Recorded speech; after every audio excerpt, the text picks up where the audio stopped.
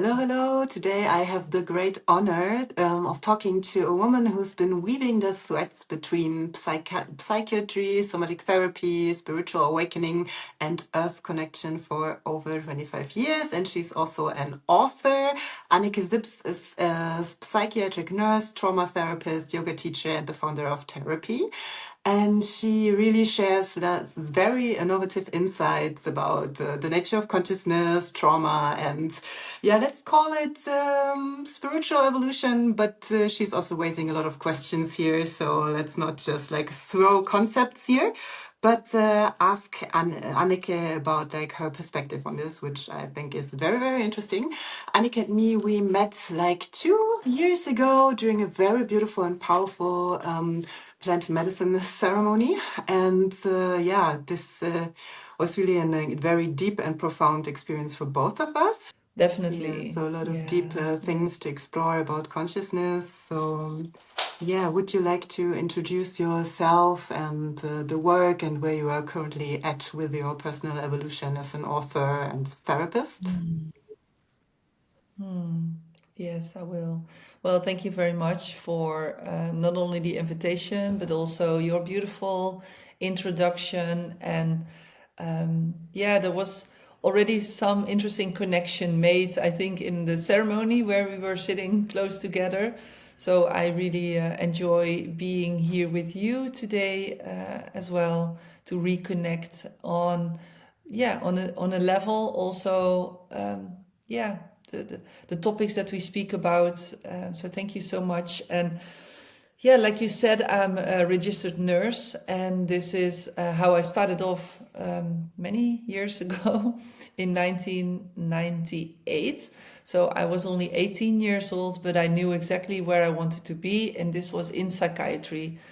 And back then, of course, I wasn't really sure what my path would look like, but I've always been very curious about living and dying and what I would call consciousness right now.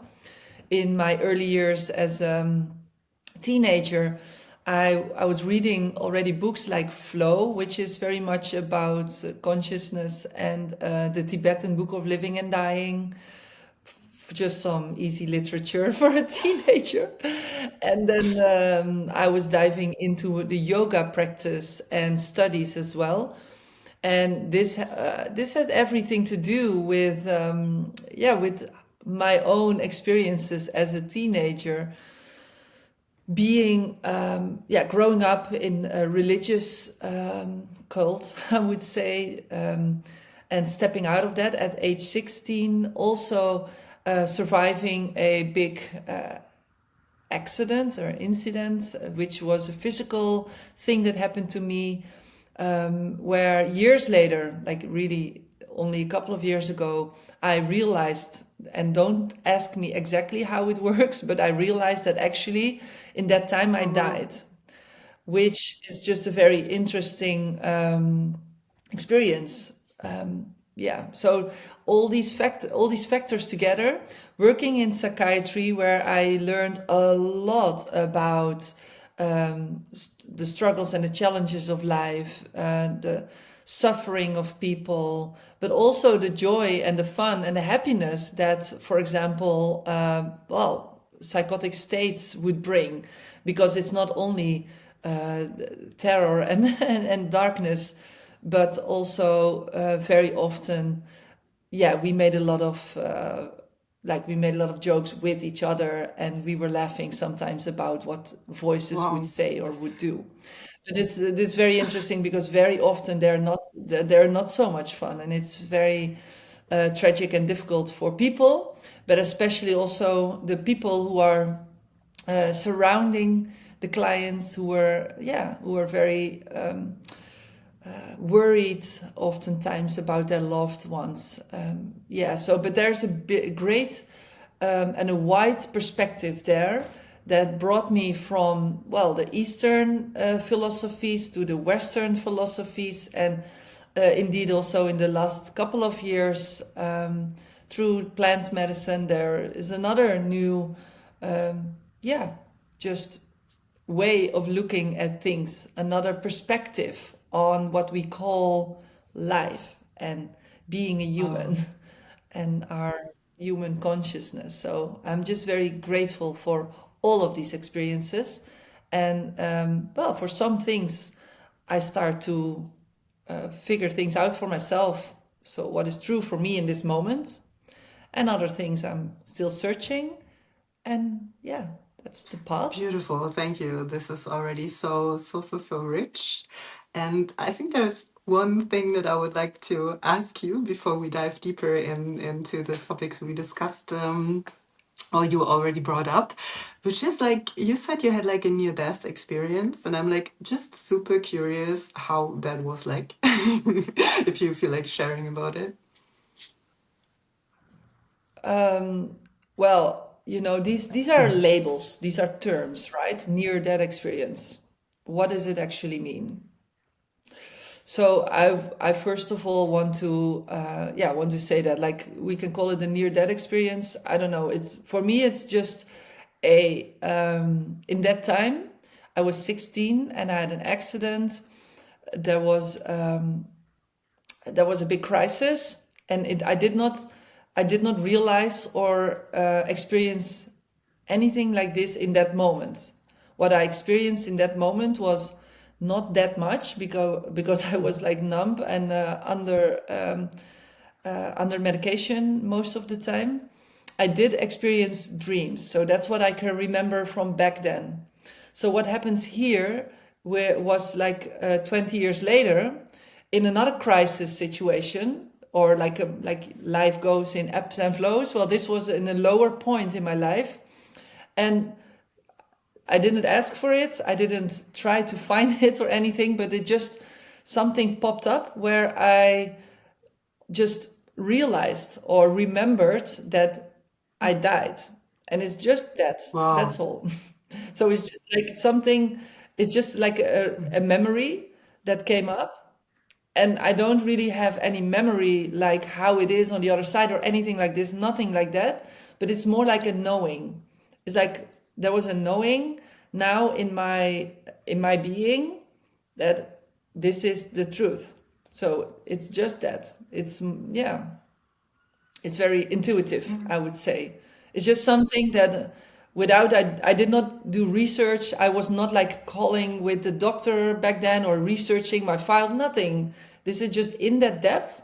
For some reason, this Mhm. memory popped up and I realized it. That was Okay, it. thank you for sharing that.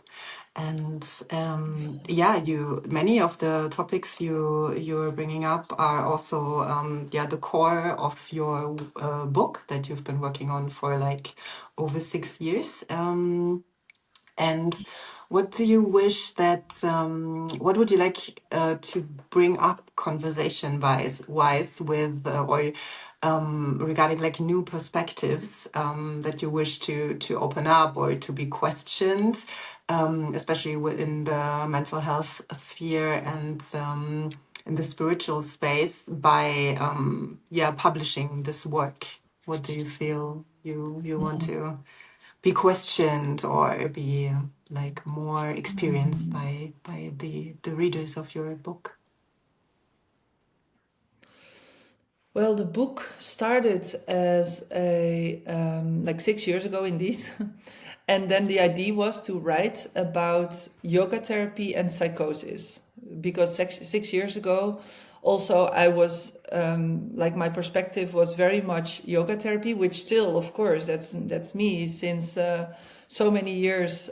Yoga is in my life, but it just became a little bit broader. So also the book, it started there, but it became much broader than that. So, and I think the broadness of the experience of psychosis, that's one very important element. The book has 3 parts. The first part is about consciousness. So what we think in psychiatry, what is psychosis, there is actually a very broad spectrum of different ideas, what we all call psychosis, like in a nutshell. It's not that black and white. I mean, it's not like nobody is thinking a little bit outside of the box in psychiatry, but in general, we call many things psychosis that may not be psychosis, because in our psychiatric guidelines, this is just what is there. So near-death experiences or any altered states of consciousness, they're just not there in our guidelines. So the professionals are just not trained to look in a little bit broader perspective, because they're not trained. It's not in the guidelines in those books. For example, the DSM. This is one of the manuals that we use to let's say to label experiences and connected to that offer advice on treatment. So, but if you investigate a little bit deeper, like what is human and humanity in general, there's much more. If you investigate different cultures, then we all know there's much more. Some people speak about possessions. There is near-death experiences. There are Kundalini experiences. There are, what's it called? What we were just calling, what's that word? Telepathy. Telepathy. Talking about it in the preparation. Yeah, so all these things, and like if I have a telepathic experience or a possession experience, does it mean I'm psychotic? Well, question mark. But one thing is what I hope to do with the book is to give a bigger perspective on these experiences.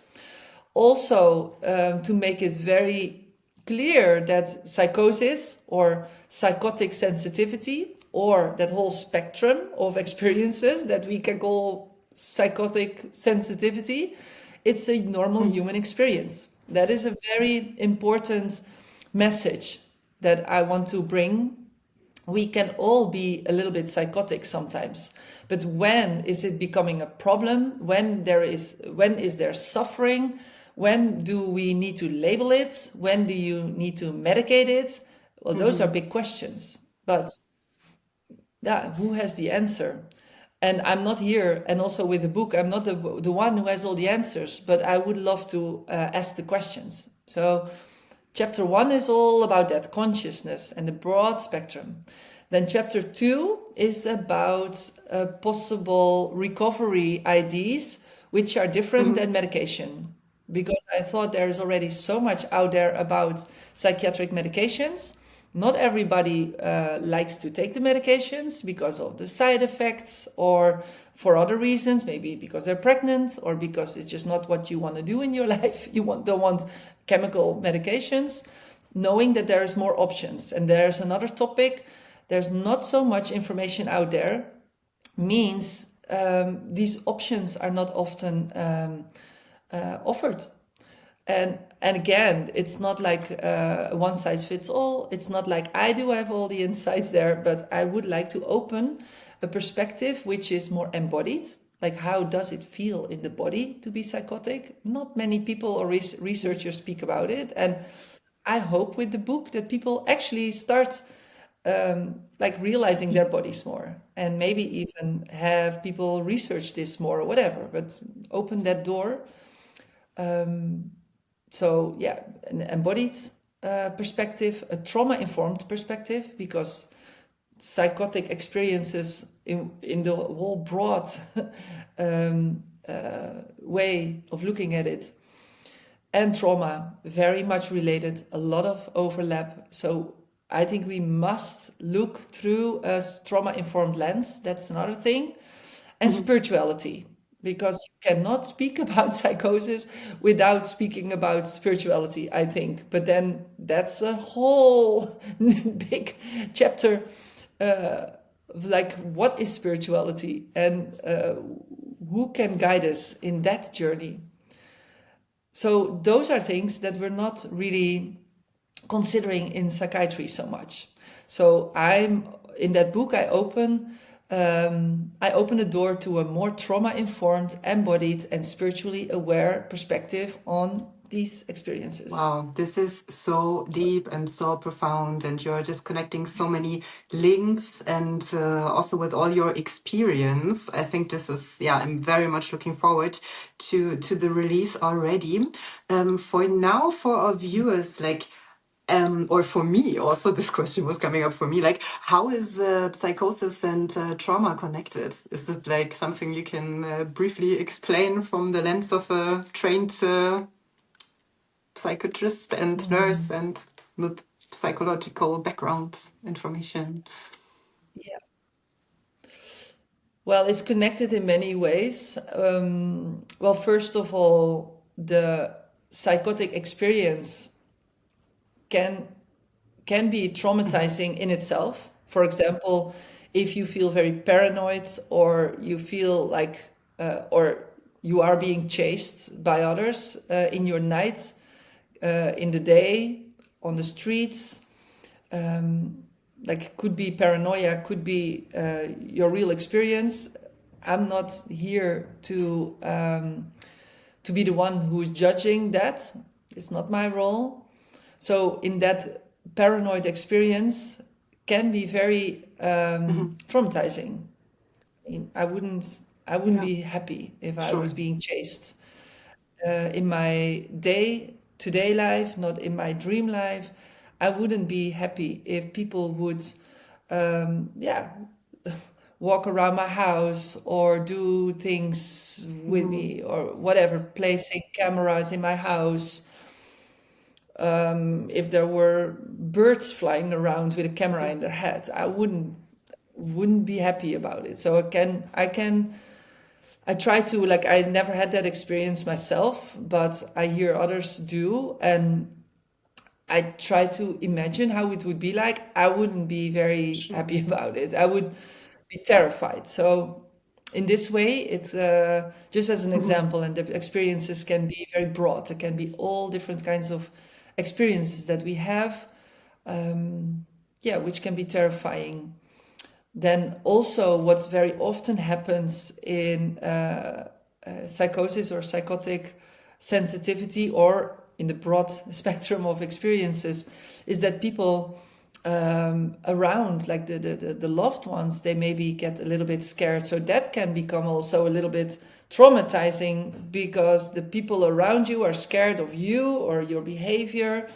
Then maybe you go to a hospital, or maybe your loved ones want you to go to a hospital. Maybe it's not even something that you want. This can be traumatizing, because then something against your will is happening, which happens quite often.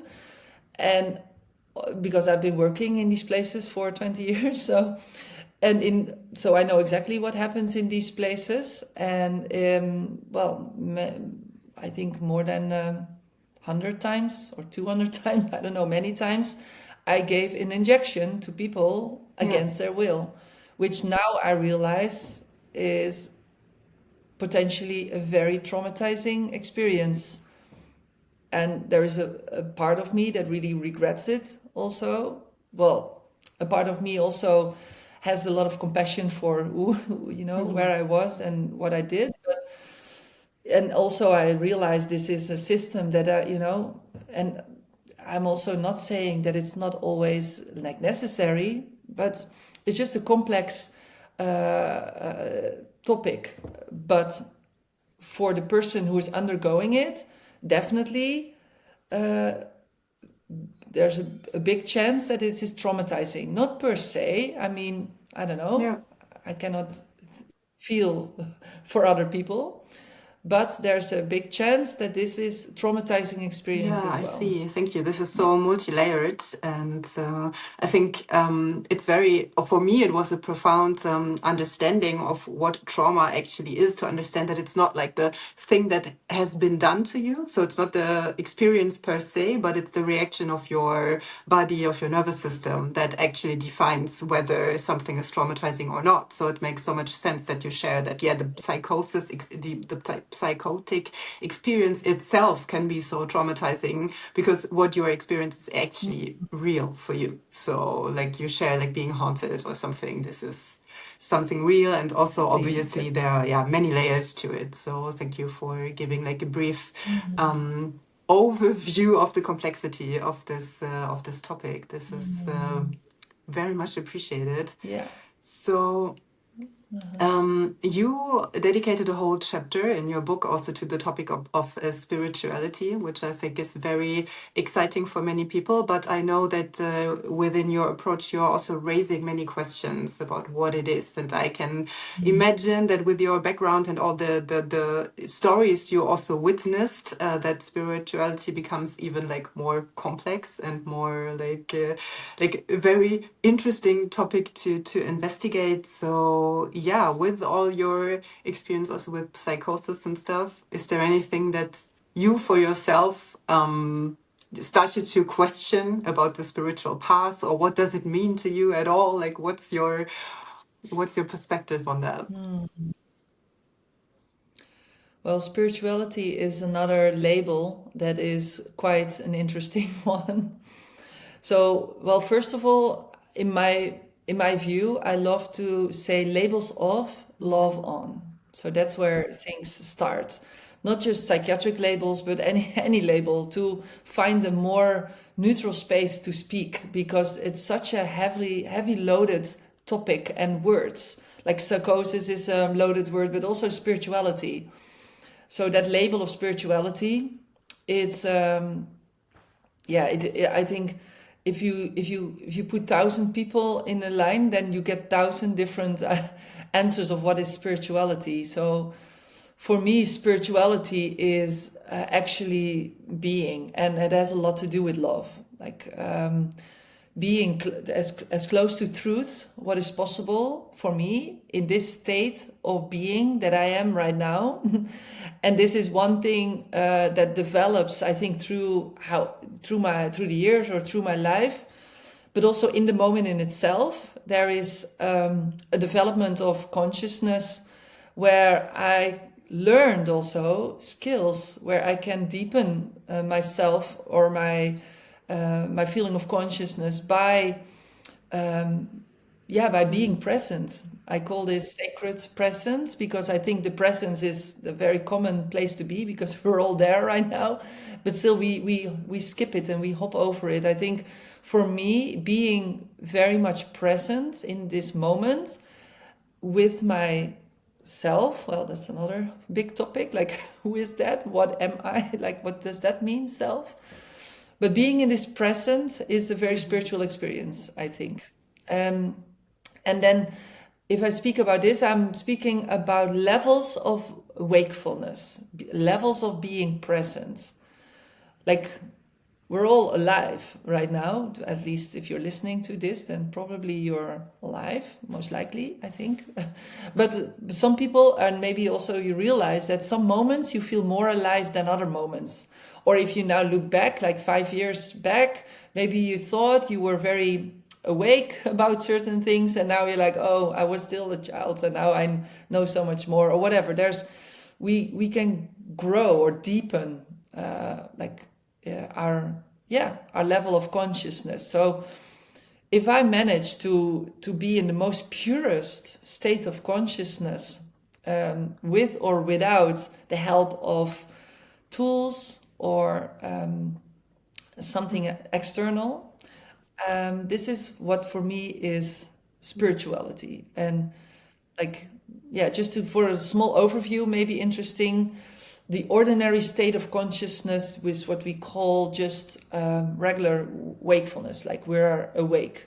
And then there are non-ordinary states of consciousness. This is a very subtle shift, where we are, for example, daydreaming or a little bit tuning out. Then there are flow states, so where we're not super aware, but we are hovering in this flow where things are going easy and more effortless. Then also somewhere in that list we can put dissociative states, and then we move back to the trauma field again, to the trauma topic, because dissociation is also a state of consciousness, but this is a survival state. So we need it, we all have it, and we all dissociate sometimes. But in that dissociation, how do we do that, or for what reason, and how can we get out of it to a more wakeful state again? And sometimes we get a little bit stuck there, and we maybe this can also be called psychosis. Sometimes it's a little bit hard to see, like, is this a trauma reaction or is this a psychosis? And it's another thing that I find sometimes a little bit difficult in psychiatry. Like, I've seen that beneath what we call psychosis, there's a lot of trauma. Again, now touching on that topic. And is this a trauma reaction or is this a psychosis? And it really means it's a big difference if we call it if we call it in a different way. And then there is also transcendent states. So this is where maybe we reach states where, in spiritual places, it's called enlightenment. Again, a topic where a lot of different opinions and views are. And so I think it's better never to battle about who is more true or what is more true, but you stay with your own experience and just see, like, can I navigate these experiences? Do I notice that I go more into dissociation or deeper into dissociation, and I regulate myself back into a state of full consciousness? When am I altering my states? Why am I doing that? What's happening? And maybe this is a very interesting path instead of a disease that we need to treat. It sounds by far more empowering. And maybe you have some insights or experience or perspectives on how to connect deeper to this truth that is so profound for being yourself, being present with yourself, being close with yourself, and like having this experience of presence and inner truth and connection.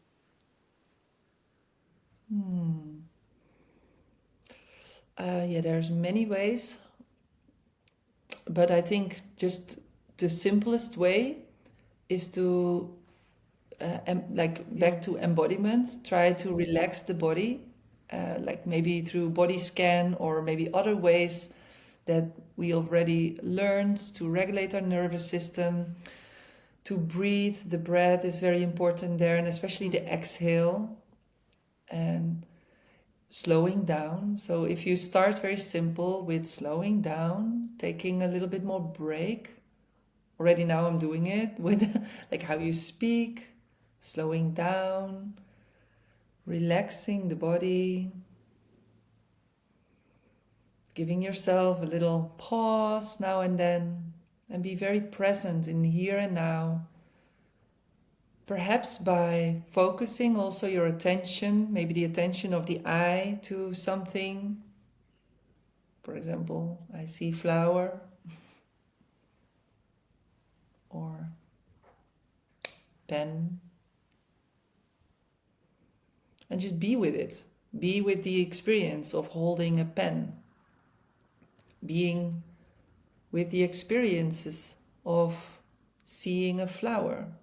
Maybe even touching, but that's already like, why would I do so much? Like, lean back and breathe and experience with 1, 2, or 3 things that you can see. Maybe closing the eyes and experience what you can hear. And this way, by choosing these kind of practices, like I choose to close my eyes, I choose to listen what is outside of the room. All of a sudden I hear all kinds of little things. And then I choose to bring my attention to here and now, in this room, and the sounds I hear.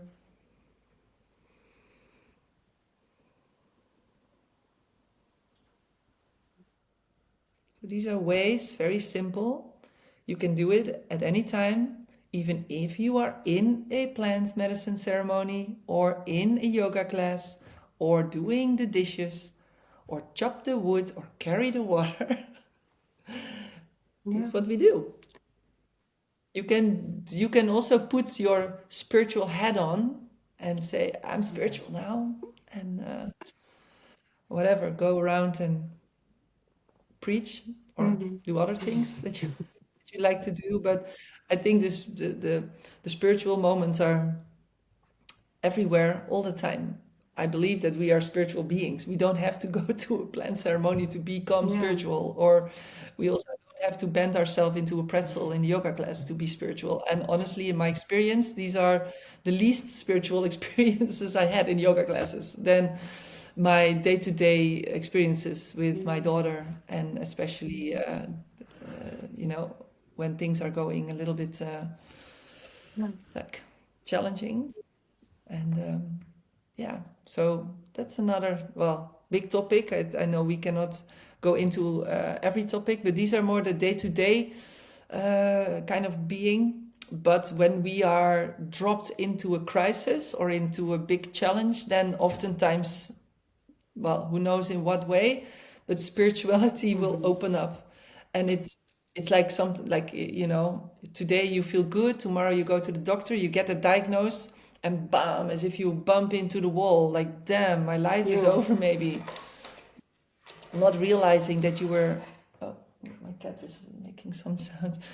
Not realizing that we were dying already, because that's what we do as Mhm. human beings. But then we become really aware, like, oh yeah, I Mhm. forgot we're actually living, and maybe I am dying at some point. And then, bam, we're immediately in that like Yeah. hyper alertness, and we're on. And then we get all kinds of spiritual experiences, and we're like, oh my God, this is a very spiritual experience. Well, this is just a normal Yeah. experience, but we kind of were dreaming the rest of the time. Yeah, Yeah. so by dreaming, like now it comes up this term like being an autopilot, taking everything for granted, thinking everything will just repeat the way like we are trained to see reality, and that we kind of know everything because somehow our neural pathways have been shaped in a way that we like got accustomed to a certain like way of thinking and seeing the world. And yeah, I think it's very precious that you, especially with your experience and your background, guiding us back to this present moment, which sounds often to me almost boring. But I know this is like kind of a trauma response as well, to be like, oh no, I cannot go so deep because before I reach this level of depth, I will have a coffee, I will see what I have to do next, and just keep this nervous system alert. And this is also something that I'm learning on my medicine path with the medicine. She's teaching me that, to be like, okay, if you really want to heal, then we have to slow down a bit, and you have to connect more to, saying this in my words now, like the frequency of the earth, and just slowing down and like connecting to her rhythm. And actually, now that I say this, this is maybe also relating to therapy. That you also offer like reconnection to the earth and her rhythms. Maybe it would be nice to share a few words on that, so people can know how they can work with you and like what offerings you already have in this sphere. Nah, beautiful. Because that's the whole point eventually, to connect to the frequency of the earth and the frequency, like the frequency, the Mhm. pulse. And I think if we if we find that connection and we find that rhythm, it's something that you will recognize also immediately. So this is, I think, also, yeah, a way of like I see around me, which is very normal because we're living in very challenging times. So everybody's seeking. There's a lot of seekers out there, which is very normal. Like we all are, we're all living in this time, but we're also here for a reason. I think we can do it. And but the more we can tune in with ourselves, and the more we can tune in with our own rhythm, knowing that I'm made of earth as well. So I'm the same, like also literally, like what is in my gut is the same as what is in the earth.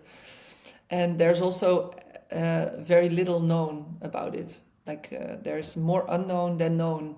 Also about the earth, I think there's only 3% of what is in the earth is known by research. So there's so much unknown. So do we dare to step into that unknown with curiosity and calm, in a calm way, and connected, and all these qualities that they start with a C. That's another nice thing to remember.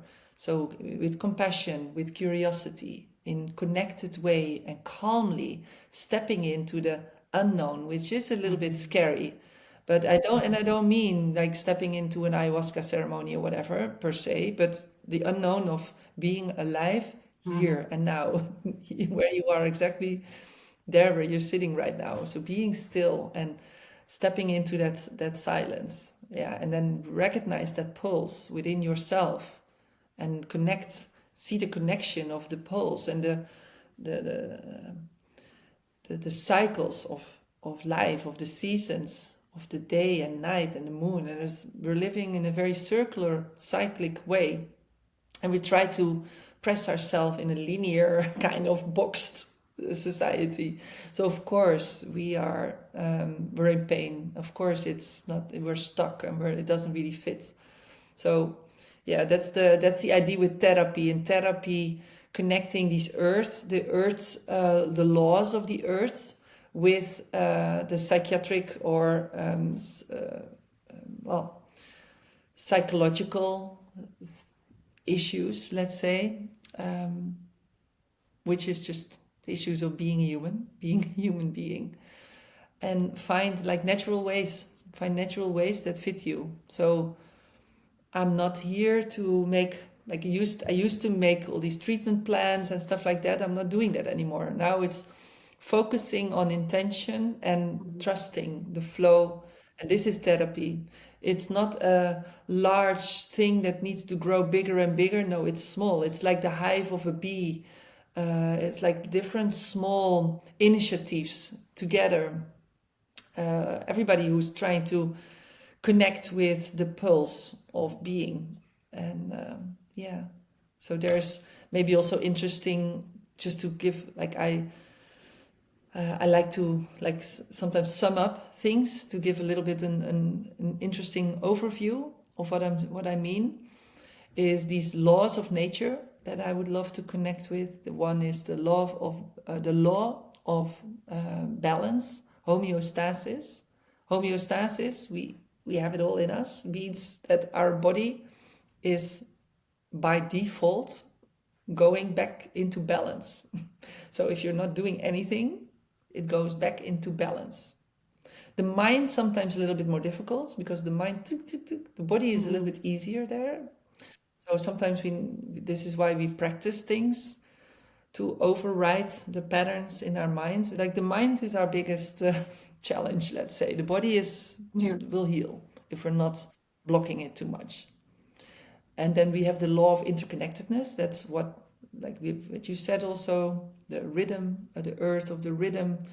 And connect not only with yourself and nature, but also with each other. So we're not healing in isolation, we're connected. What I also say is the cycles, so the law of cycles. Like if we realize, it's also realization that everything is cycler and not linear. I think that's a big spiritual wake-up call, if you realize that. Then there's the law of rhythm, the pulse, what you said also. So when you cycle around, then you will catch up that natural rhythm that is already there.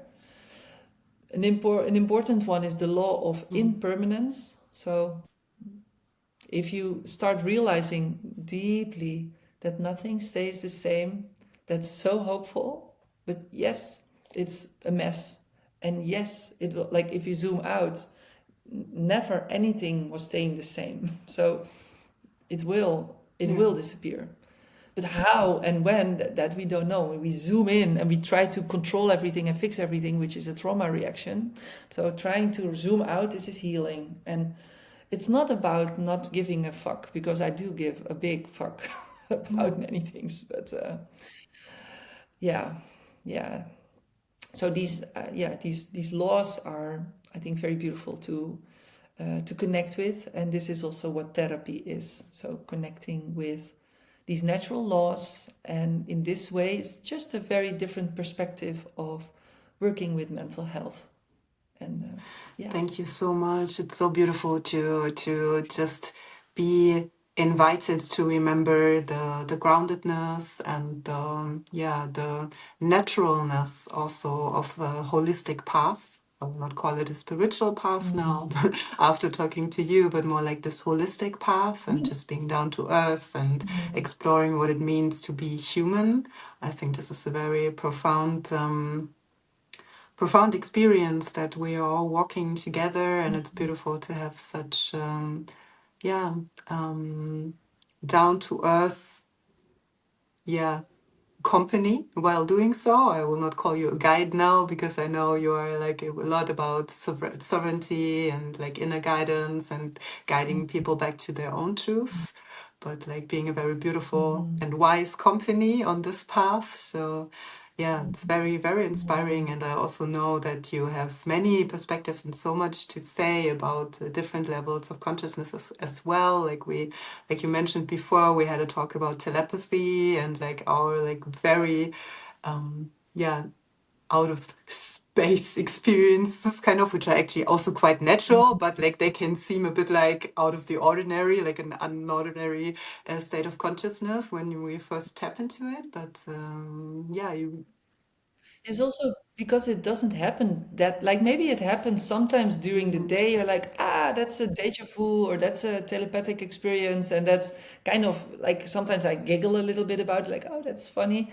But if you create this environment and you create this space and with this intention, and it's very empowering experience if you then realize like, aha, oh, so we can actually step into this experience on purpose, a little bit, and how beautiful is this? And of course, we were before in our preparation talk, we were a little bit also joking about it, but also true. Like I was feeling like for example, I tried it out with a cup of water. Like I asked telepathically this guy in a circle, like, get me some water. And then he stands up and he get me some water. And he's like, yeah, it's coincidence. And it's fine, coincidence or not. I don't care about yeah. what's the truth. But if then again and again and again, and then you come to me and you say like, ah, okay, oh yeah, well, it's just very interesting. And I think in certain cultures or also in other times, this was Yeah. very normal. But because we are living here in these very poor countries, because we are very poor, I think we have money and stuff, but we don't have on any background in the spiritual back. So well, we do, but we Yeah. forgot. So yeah, it's we find it all very trippy and funny, but it's actually very normal. And I think the more we can normalize this, then also who want to put somebody in who want to lock somebody up in a hospital and give them medication to get rid of the symptoms? No, you're like, okay, how can we treat this person with the most respect and love and kindness, and hold that person first of all, because maybe something very deep is happening. And let's regulate and co-regulate the nervous system here, and then just be curious about the experiences instead of judging the experiences. Maybe that's a very good idea. And yeah, because we also forgot a little bit, but maybe it's more normal than yeah than we Yeah, realized. big time. It's also what you shared about like we know only such a small percentage about the earth and what's going on here on earth, which is like in the microcosm, it refers to our body. We know so few about what our body is actually capable of. So it's a very interesting Mm. exploration, actually. Yeah, like literally in the Yeah. soil, right? Like I was really surprised when I learned that we don't actually know that much about what's in the soil, and we're so Yeah. smart, I thought, but not that smart. Not that smart. Yeah, well, that's great. We have still a lot of time to explore, and if we can keep open-minded like that, and if we stop thinking that we know everything already and we're the most intelligent species ever, then that gives that gives a little bit more opening Yeah. for humbleness and curiosity. and exploration and joy in as well, I think. Big time. So yeah, Anneke, thank you so much for taking time. And yeah, if you happen to see that and you resonate with the work of Anneke, or you want to know more about her, she also is on YouTube now. She will publish her first book very soon, and yeah, we will definitely link it below if it's out. And yeah, you have podcast and your website, your work. We can also, like, people can book therapy with you. And yeah, you have many beautiful offerings that you will make sure that people can reach out, because yeah, it's impossible to touch on the depth of your work within this conversation. But I think there were some really beautiful gems in here and some hints of what topics might be touched by your work. So yeah, I think this is also an open invitation to get in touch with you, right? Yeah. Totally. Yeah. Instagram is a good one. Just Anneke Sips, my name, Hmm. or the website, annekesips.com. Beautiful. Yeah. Very happy to speak with whoever is curious about these Woohoo. So topics. I hope you heard that. And yeah, thank you so much. I think for now, we can finish this in a lot of gratitude and appreciation for your time and for your honesty and for all your wisdom. And I hope we stay in touch. And yeah, let's Definitely. talk soon.